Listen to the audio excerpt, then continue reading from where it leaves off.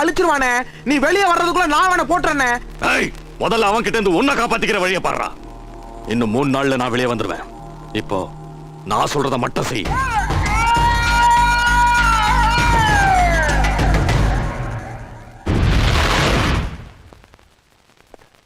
என்ன சார் இவ்வளவு தூரம் சொல்லி அனுப்பிச்சிருந்தா நானே வந்திருப்பேனே. இல்ல மிஸ்டர் மருதமலை, ஒரு முக்கியமான விஷயம் பேசணும். கலவரம் நடந்த 15 பூத்துலயும் ரீபோலிங் நடக்க போகுது. இந்த தடவை எலெக்ஷன் அமைதியா நடக்கணும். டோன்ட் வரி சார், எலெக்ஷன் நடக்கிற அன்னைக்கு செக்ஷன் 144 அமல்ல இருக்கும்.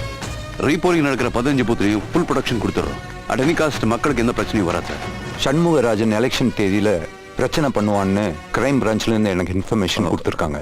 சார், மாசியோட தம்பி சண்முகராஜனும் டிரைவர் ரமேஷும் மாசி ஜெயில போய் பார்த்திருக்காங்க சார். அன்னையிலிருந்து சண்முகராஜன் தலைமறைவாயிட்டான். இந்த எலெக்ஷன்ல கண்டிப்பா சண்முகராஜன் பிரச்சனை பண்ணுவான் சார். அதுக்கு முன்னாடி அவனை அரெஸ்ட் பண்ணி ஆகணும். ஆனா அவன் எங்க இருக்கான்னு டிரைவர் ரமேஷுக்கு தான் தெரியும் சார். சண்முகராஜனை நாளைக்கு அரெஸ்ட் பண்ண.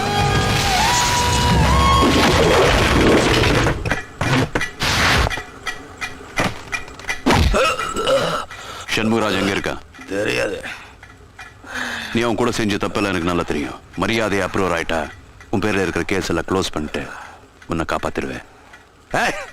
என்ன காப்பாத்திக்க எங்க அண்ணன் மாசி இருக்காரு. முடிஞ்ச உன் உயிரை நீ காப்பாத்திக்கோ. என் உயிரே போனாலும் என்கிட்ட இருந்து உன்னால எந்த உண்மையும் வரவழைக்க முடியாது.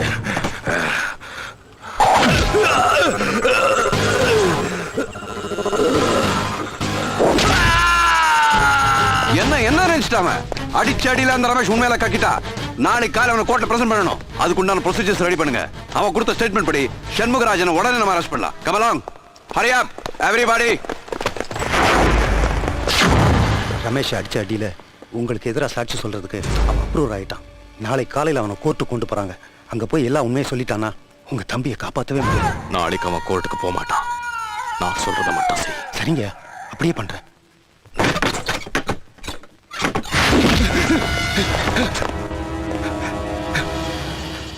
என்னது?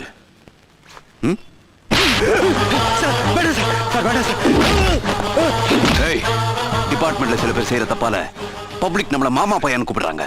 உன்ன மாதிரி 10 பேர் இருந்தா போதும். நம்ம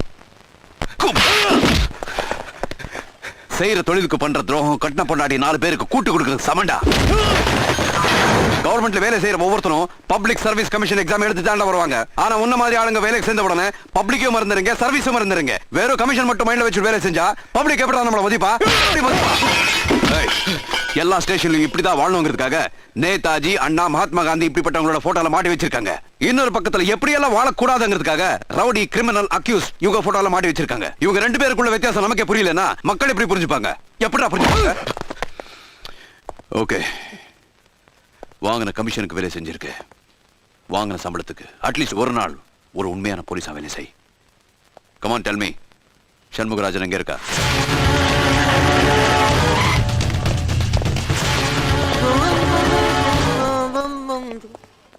இன்ஸ்பெக்டரே, வாங்க வாங்க வாங்க வாங்க. அரெஸ்ட் பண்ண வந்திருக்கீங்களா? முடியாது, எனக்கு ஹார்ட் அட்டாக். அதிர்ச்சியான விஷயம் எல்லாம் கேட்க கூடாது அப்படின்னு நான் சொல்லல, ரிப்போர்ட் சொல்லுது.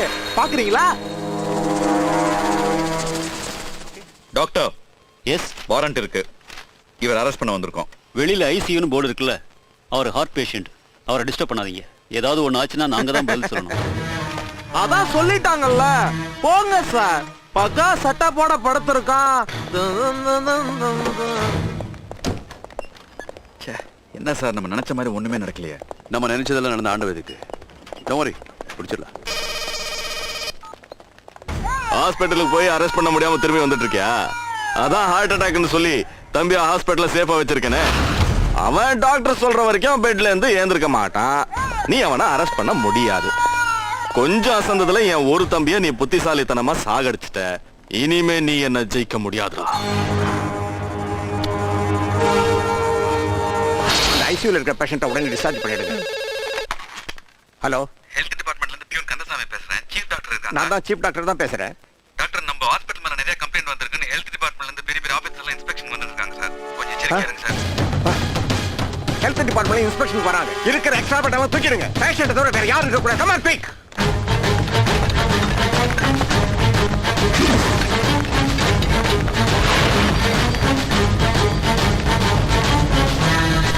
பேஷன்ஸ் தவிர யாரும் இருக்க கூடாது. விசிட்டர்ஸ்லாம் வெளியே போங்க. Come on, Hari up, quick quick.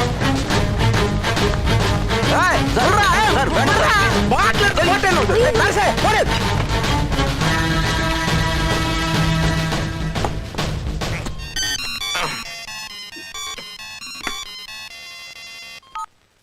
Hello. ஏய் புறம்போக்கு, உனக்கு ஹார்ட் அட்டாக்கு, அதுக்கு எப்படி பைபாஸ் பண்ணுங்கிறது எனக்கு தெரியும். ஆனா சர்ஜன் நான் இல்ல. யார் உயிரை காப்பாத்துவாங்கன்னு நினைச்சிட்டு இருக்க அந்த டாக்டர்ல ஒருத்தன் உன்னை ஊசி போட்டு கொல்ல போறான்.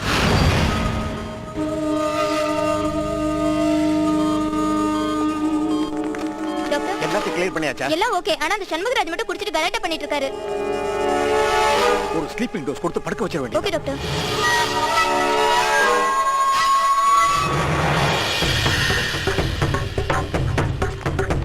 ஏய் டாக்டர். ஏன் இப்படி படுத்த?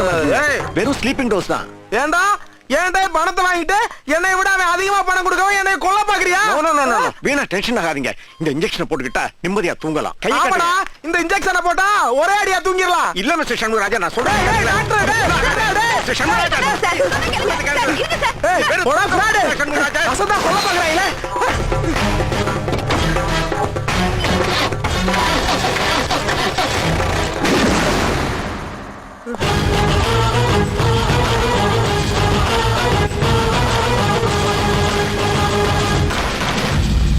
சார், கோர்ட்டுக்கு நேரமாச்சு. அக்யூஸ்ட கூட்டி போகணும். இவனை கோர்ட்டு கூட்டு போனா ஒரு பெரிய லாயரை வச்சு 4 நாள்ல வெளியே வந்து எனக்கே டாட்டா கட்டுருவோம். பேசாம இவனை என்கவுண்டர்ல போட்டு தள்ளா நல்லா இருக்குமே. சுட்டு தள்ளுறதுக்கான காக்கா குருவின்னு நினைச்சிட்டியா? மாசியோட தம்பி. எது நடந்தாலும் சட்டப்படி தான் நடக்கணும். கோர்ட்ல ஒப்படைக்க வேண்டியது உன் வேலை. தண்டனை கொடுக்கறதா விடுதலை பண்றதான்னு கோர்ட் முடிவு பண்ணட்டும். எலும்பு துண்ட கவுற நாயி வாழை மட்டும் தான் ஆட்டணும், ஈரம் பண்ண கூடாது. ஏய், போலீஸ் என்ன நாயா உனக்கு? ரொம்ப பேசினாம அவனை சுட்டு பொசுக்கிட்டு தப்பிக்க முயற்சி பண்ணான உன்னுடைய ஃபைலை க்ளோஸ் பண்ணிடுவேன்.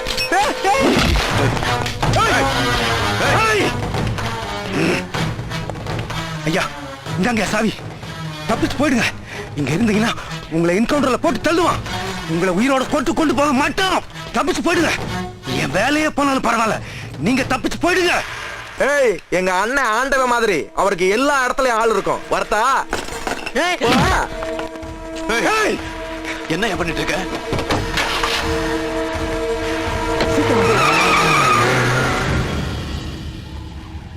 சார்,